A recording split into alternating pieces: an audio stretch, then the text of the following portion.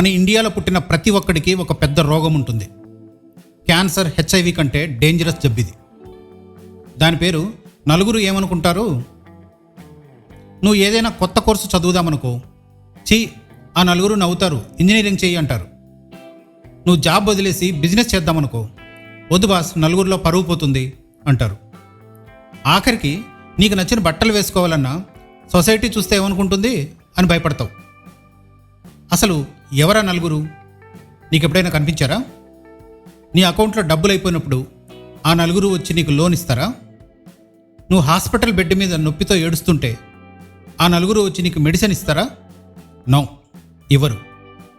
నువ్వు ఆకలితో చస్తున్నా ఆ నలుగురు నీకు అన్నం పెట్టరు. కానీ నువ్వు ఏదైనా కొత్తగా ట్రై చేసి ఓడిపోతే మాత్రం తాంబూలాలు ఇచ్చి మరీ పిలుచుకున్నట్లు వచ్చేస్తారు లెక్చర్లు ఇవ్వడానికి. మేము అప్పుడే చెప్పాం వీడికి ఇంత సీన్ లేదని అని కామెంట్లు పెడతారు. నిజం చెప్పనా, నువ్వు ఏం చేసినా ఈ జనాలు మాట్లాడుకుంటూనే ఉంటారు. నువ్వు మంచిగా బతికితే యాక్టింగ్ చేస్తున్నాడు అంటారు. నువ్వు రాగా బోల్డ్గా బతికితే పొగరు అంటారు. నువ్వు సైలెంట్గా ఉంటే చేతకానివాడు అంటారు.